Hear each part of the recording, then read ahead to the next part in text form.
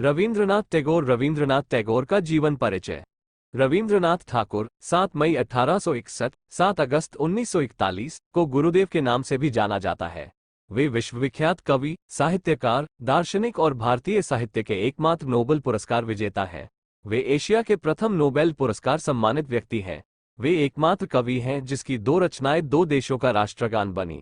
भारत का राष्ट्रगान जन गण मन और बांग्लादेश का राष्ट्रीय गान आमार सोनार बांग्ला गुरुदेव की ही रचनाएं हैं।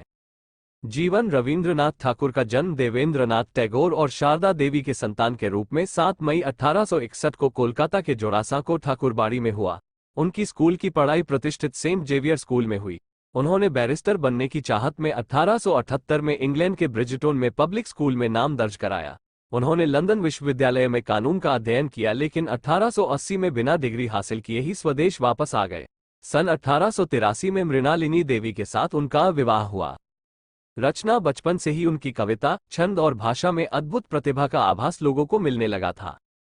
उन्होंने पहली कविता 8 साल की उम्र में लिखी थी और 1877 में केवल 16 साल की उम्र में उनकी लघुकथा प्रकाशित हुई थी। भारतीय सांस्कृतिक चेतना में नई जान फूंकने वाले युगदृष्टा टैगोर के सृजन संसार में गीतांजलि, पूरबी प्रवाहिनी, शिशु भोलानाथ, महुआ, वनवानी, परिशेष, पुनश्च, वीथिका, शेषलेखा, चोखेरबाली, कनिका, नैवेद्य माय खेला और क्षणिका आदि शामिल हैं। देश और विदेश के सारे साहित्य, दर्शन, संस्कृति आदि उन्होंने आहरण करके अपने अंदर समेट लिए थे। पिता के ब्रह्म समाजी के होने के कारण वे भी ब्रह्म समाजी थे, पर अपनी रचनाओं व कर्म के द्वारा उन्होंने सनातन धर्म को भी आगे बढ़ाया। टैगोर ने करीब 2230 गीतों की रचना की।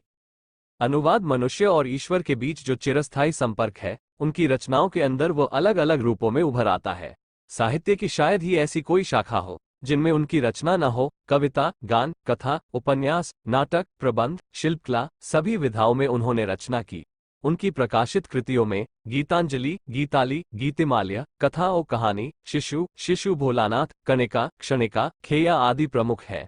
उन्होंने कुछ पुस्तकों का अंग्रेजी में अनुवाद भी किया। अंग्रेजी अनुवाद के बाद उनकी प्रतिभा पूरे विश्व में फैली। प्रकृति का सान्निध्य। टैगोर को बचपन से ही प्रकृति का सान्निध्य बहुत भाता था। प्रकृति के प्रति गहरा लगाव रखने वाला ये प्रकृति प्रेमी ऐसा एकमात्र व्यक्ति है जिसने 2 देशों के लिए राष्ट्रगान लिखा। वह हमेशा सोचा करते थे कि प्रकृति के सानिध्य में ही विद्यार्थियों को अध्ययन करना चाहिए। इसी सोच को मूर्त रूप देने के लिए वो 1901 में सियालदा छोड़कर आश्रम की स्थापना करने के लिए शांतिनिकेतन आ गए।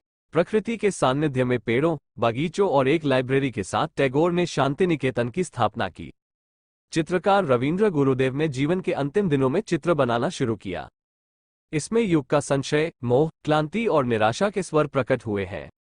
मनुष्य और ईश्वर के बीच जो चिरस्थायी संपर्क है, उनकी रचनाओं में वो अलग अलग रूपों में उभरकर सामने आया। टैगोर और महात्मा गांधी के बीच राष्ट्रीयता और मानवता को लेकर हमेशा वैचारिक मतभेद रहा। जहां गांधी पहले पायदान पर राष्ट्रवाद को रखते थे, वहीं टैगोर मानवता को राष्ट्रवाद से अधिक महत्व देते थे, लेकिन दोनों एक दूसरे का बहुत अधिक सम्मान करते थे। टैगोर ने गांधीजी को महात्मा का विशेषण दिया था। एक समय था जब शांतिनिकेतन आर्थिक कमी से जूझ रहा था और गुरुदेव देश भर में नाटकों का मंचन करके धन संग्रह कर रहे थे। उस वक्त गांधी जी ने टैगोर को 60,000 रुपये के अनुदान का चेक दिया था। जीवन के अंतिम समय 7 अगस्त 1941 के कुछ समय पहले इलाज के लिए जब उन्हें शांतिनिकेतन से कोलकाता ले जाया जा रहा था, तो उनकी नातिन ने कहा कि आपको मालूम है हमारे यहाँ नया पावर हाउस बन रहा है। इसके जवाब में उन्होंने कहा कि हाँ, पुराना आलोक चला जाएगा, नए का आगमन होगा। सम्मान। उनकी काव्य रचना गीतांजलि के लिए उन्हें सन 1913 में साहित्य का नोबेल पुरस्कार मिला।